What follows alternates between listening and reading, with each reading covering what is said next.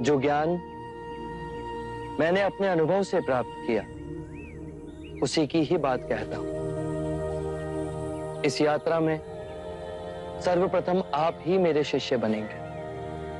आपकी करुणा से हम धन्य हों।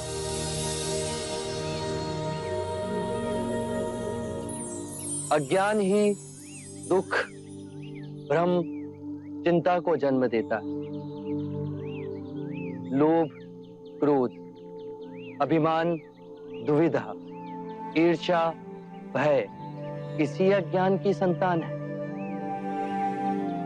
माया का खेल विपरीत का है, दो रूपों का है। मध्य में ही रहो, धूमकेतु तारे की तरह। ना शरीर को सुखाओ, ना उसकी वासना को चारा खिलाओ। मध्य में ही केंद्रित रहो।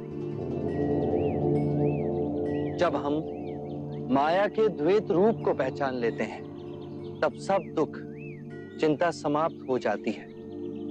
तब हमारे अंदर प्रेम और स्वीकृति का भाव जागृत होता है, जो मूल में एक ही भाव है। इस ज्ञान के बाद हम किसी से घृणा नहीं करते, ऐसे व्यक्ति से भी नहीं जो हमसे क्रूरता करता है, वरन ऐसे व्यक्ति को हम सांसारिक भावनात्मक रूप से रूपांतरित करने का प्रयास करते हैं। जब ज्ञान के चक्षु खुलते हैं, तो करुणा ही हमारा स्वरूप है। ध्यान में विचार भ्रांति पैदा करते हैं। बुद्धि ने सत्य को विषय और वस्तु में विभाजित कर दिया है, मैं और तुम में बांट दिया है। और इस विभाजन ने जीवन को समझने में भूल की। मनुष्य भावनाओं में बंधा खंडित होता गया और लालच, मोह, तृष्णा की पकड़ उस पर बढ़ती गई। जन्म से वृद्धावस्था के चक्र, बीमारी और मृत्यु का भय उसके मन के चारों ओर बनी दीवार को और प्रबल करते गए। इसीलिए इस भ्रम को ही दूर करो। एक बार ये भ्रम टूट जाए तो जीवन कारावास में नहीं, स्वतंत्रता में जिया जा सकता है। शील, समाधि, प्रज्ञा से 4 आर्य सत्य हैं।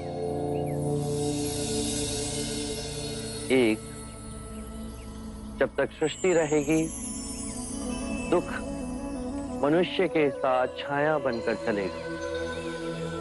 2, इस दुख के कारण है किसी वस्तु को स्वयं से पकड़ के रखना। जो वस्तु क्षणभंगुर है, तो मार्ग क्या हो? 3, मुक्ति के लिए विवेक जागना आवश्यक है। स्वयं को केंद्रित करो। जो आए, चाहे दुख की सूचना या आनंद की परछाई, इसके बीच स्वयं को स्थिर रखो। 4, इस मार्ग पे दुख के बंधन टूटेंगे और परम सत्य की उपलब्धि होगी। ये मार्ग क्या हो? ये अष्टांग मार्ग है। इसके माध्यम से सम्यक ज्ञान, सम्यक विचार, सम्यक वाणी, सम्यक कर्म, सम्यक जीवन व्यापन, सम्यक प्रयास, सम्यक चेतना और एकाग्रता संभव होती है।